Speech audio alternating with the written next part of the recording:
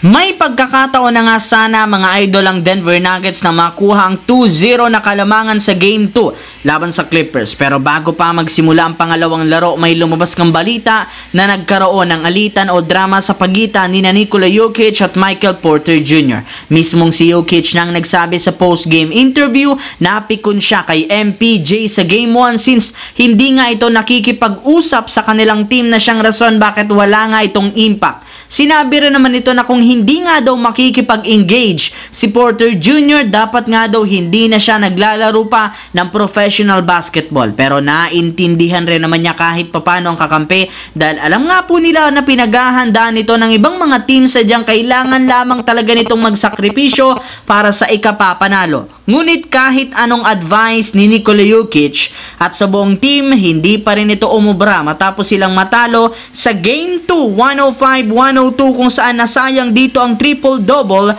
ni Nikola Jokic, 26 points, 12 rebounds, 10 assists. Buong game, frustrated si Jokic sa depensa since wala nga silang nagawa para mapigilan si Kawhi Leonard na merong 39 points. At dahil sa kanilang pagkatalo, tabla na 1-1 ang kanilang serye na ibigay pa nila sa Clippers ang home court advantage. Samantala, mismo ang NBA legend na si Magic Johnson na nagsabi na naipakita ng Lakers ang kanilang worst performance sa Game 1 laban sa Minnesota na siyang rason bakit sila natalo.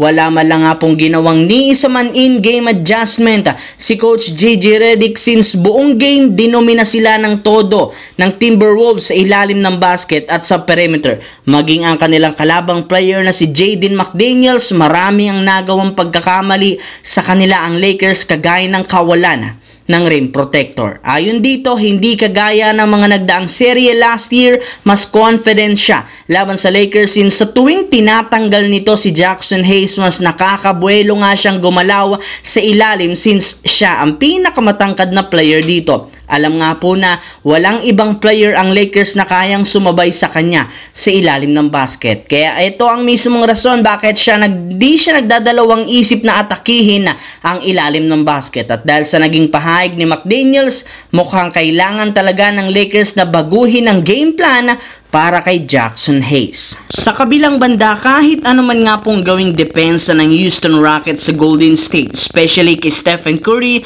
hindi pa rin naman ito kinayang pigilan o pahintuin sa Game 1. Kaya nangangahulugan ito na mukhang buong series sobra silang mahihirapang pabagalin si Curry, lalo pat nakuha na nga nito agad ang kanyang momentum at rhythm. At dahil sa pangyayaring ito, may ilang mga analyst ang nagsasabi hindi nga daw malabo na mawalis ito ng Golden State sa 7-game series. And since maayos ang kalagayan ng Warriors, hindi na rin naman naiwasan pa ni Draymond Green na magsimulang maingay at magyabang muli matapos itong sabihin na wala nga po ni isa mang team o ni isa mang player ang may kakayahan na talunin ng Golden State. Sa pinakitang performance nga po ni Stephen Curry sa Game 1, siguradong walang sino man ang player ang kayang pahintuin siya. Maging ang sinasabing Curry stopper na si Amen Thompson wala nga pong nagawa, kaya siguradong magpapatuloy ang dominanteng performance nito sa mga susunod na laro kung hindi babaguhin ng Houston Rockets